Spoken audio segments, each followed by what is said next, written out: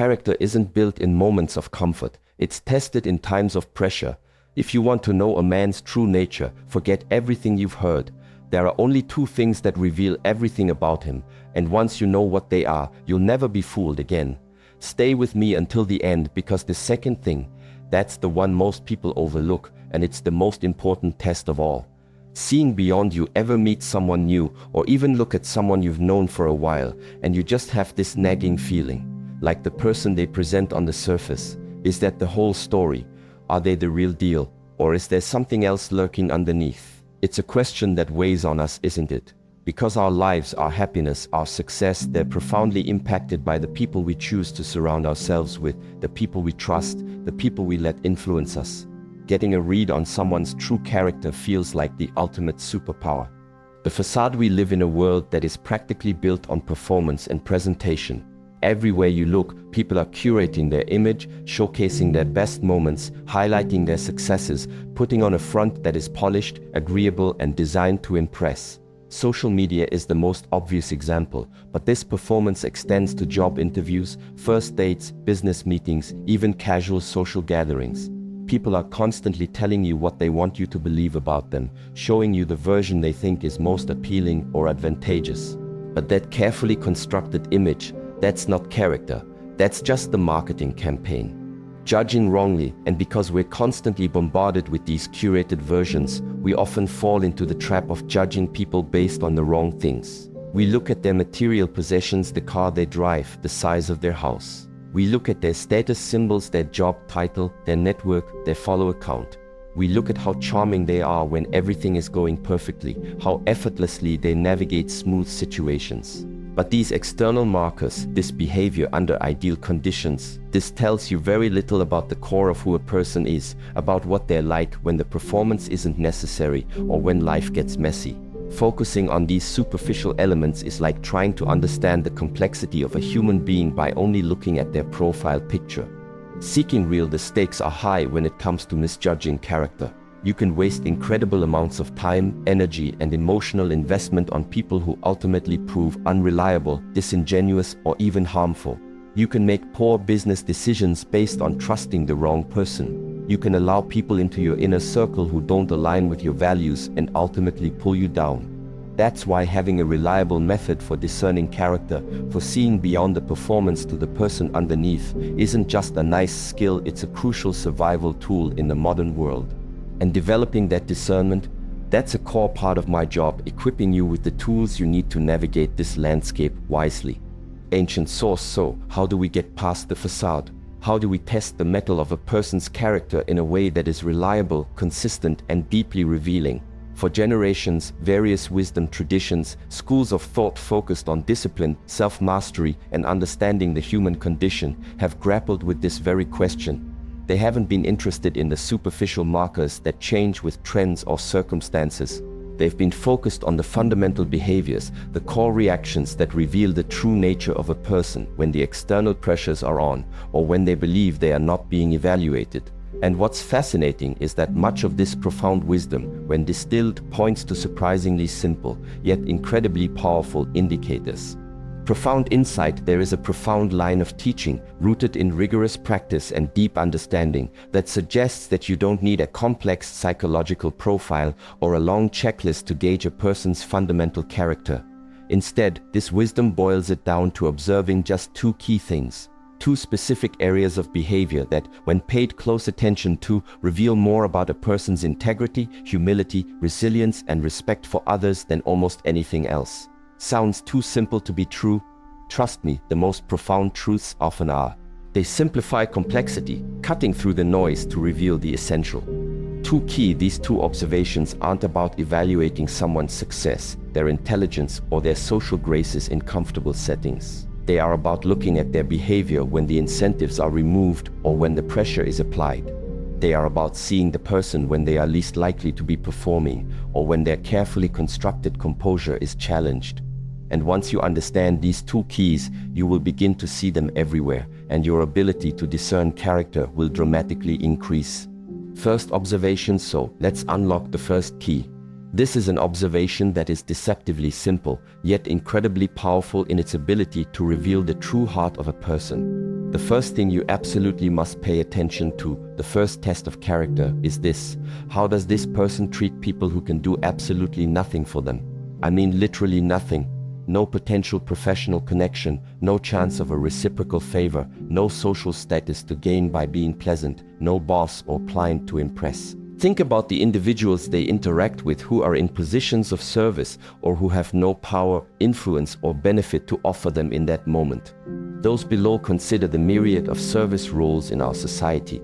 The waiter or waitress at a restaurant, the person making their coffee at the cafe, the driver of their taxi or rideshare, the customer service representative trying to help them over the phone, the cleaner in their office building or hotel, the retail associate at the store, the intern or junior employee running errands. These are individuals who, in that specific interaction, hold no leverage over the person being observed, and from whom the observed person stands to gain nothing tangible or significant in the long run by being particularly nice or impressive.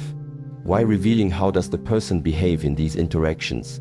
Do they speak politely, even when they are stressed or the service is slow? Do they make eye contact? Do they offer a genuine please and thank you?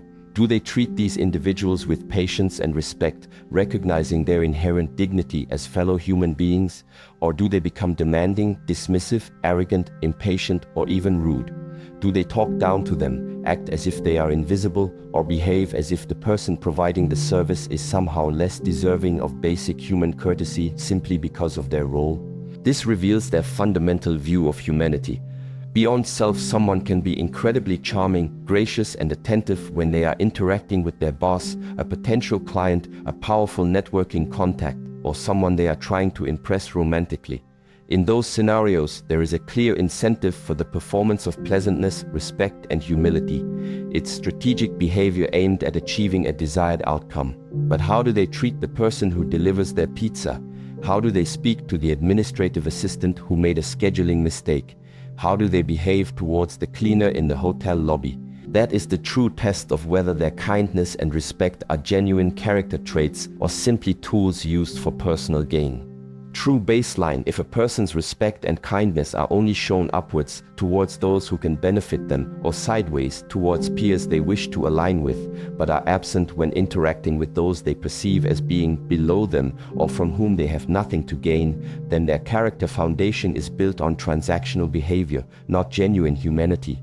This first point, derived from profound wisdom, is a powerful indicator that cuts through the performance and reveals the person's true baseline level of humility, empathy, and respect for their fellow human beings. It shows whether they value people inherently or simply for what they can provide. This is a key insight I constantly emphasize as part of my job, helping you discern the genuine from the performative. Undeniable sign: the power of this observation lies in its subtlety. In interactions with service staff or those in less powerful positions, people often drop their guard. They don't feel the need to be on in the same way they would in a high-stakes business meeting or a networking event. The performance level decreases, and the underlying character is more likely to surface unfiltered. This is why observing how someone treats these individuals is such an undeniable sign of their true nature. It bypasses all the carefully constructed facades and reveals their core operating system regarding the value and dignity of others. Essential humility: this test is fundamentally about humility and empathy. Does the person possess the capacity to recognize the shared humanity in everyone, regardless of their role or status? Do they understand that everyone is working, contributing in some way, and deserves basic courtesy and respect? Or do they view certain individuals as mere instruments for their own comfort or convenience? The presence or absence of this genuine humility and universal respect is a foundational component of strong character. Profound power. So, the first key observation: how they treat people from whom they have nothing to gain. It's incredibly powerful, isn't it? It provides an immediate, effective filter for seeing through the performance to the person underneath. It's a critical piece of wisdom for anyone looking to build meaningful relationships and make sound judgments about others. Second observation: now that we've established the first crucial test of character, how they treat those who can do nothing for them, which reveals their baseline humanity and respect, let's move on to the second equally vital observation. If the first test reveals their character in moments of comfort and perceived safety, where they don't need to perform, The second test reveals their character in moments of discomfort, pressure, and challenge. The second thing this profound wisdom points to when assessing a person's character is how do they handle difficulty, pressure, setbacks, or when they lose control of a situation. Facing adversity, life is not a linear path of constant ease and success. It is filled with unexpected obstacles, moments of intense stress, frustrating delays, disappointing failures, criticism, and situations where we feel overwhelmed, powerless, or pushed to our limits. These moments of adversity, of pressure, of things going wrong, these are the crucibles that reveal the true metal of a person's character. Anyone can be pleasant, composed, and agreeable when everything is going smoothly, when they are winning, when they are comfortable and in control. The real test is how they behave when they are losing, when they are uncomfortable, when their plans are disrupted, and when their composure is challenged. Under pressure, when the comfortable cushioning of everything going right is removed, what emerges? Does the person panic and lose control of their emotions? Do they immediately become irritable, defensive, angry, or aggressive? Do they look for someone or something else to blame, externalizing the problem and refusing to take responsibility? Do they crumble under the pressure, becoming helpless or giving up easily? Or do they maintain a degree of composure? Do they face the challenge with resilience? Do they focus on finding solutions rather than just complaining or blaming? Do they take responsibility for their part in the situation and look for lessons learned? Inner state. This type of reaction to adversity speaks volumes about a person's inner state, their emotional regulation, their resilience, and their core values when tested. A lineage of wisdom focused on discipline and self-mastery understands that true strength isn't the absence of difficulty, but the ability to navigate it with inner control and integrity. How someone behaves when their external world feels chaotic or their internal emotions are running high shows the degree of mastery they have over themselves. Are they the captain of their own ship, or are they tossed about by every storm? Dealing with. Consider a professional setback. A project fails, they face harsh criticism, they are passed over for a promotion. Does their character reveal bitterness, sabotage towards colleagues, defensive excuses, and negativity? Or does it reveal a willingness to learn, constructive self-reflection, perseverance, and a determination to improve? Think about a personal crisis, a health issue, a financial difficulty, a difficult relationship problem. Do they become consumed by self-pity, lash out at loved ones, or sink into despair? Or do they face the challenge with courage, seek support constructively, and maintain hope and determination? Revealing response. Their response mechanism in these moments is incredibly revealing. Do they default to fear, anger, and blame when faced with difficulty, or do they default to courage, adaptability, and responsibility? This shows their fundamental approach to life's inevitable challenges. This is where their true fortitude, their problem-solving skills under stress, and their authentic values when pushed to the limit are laid bare.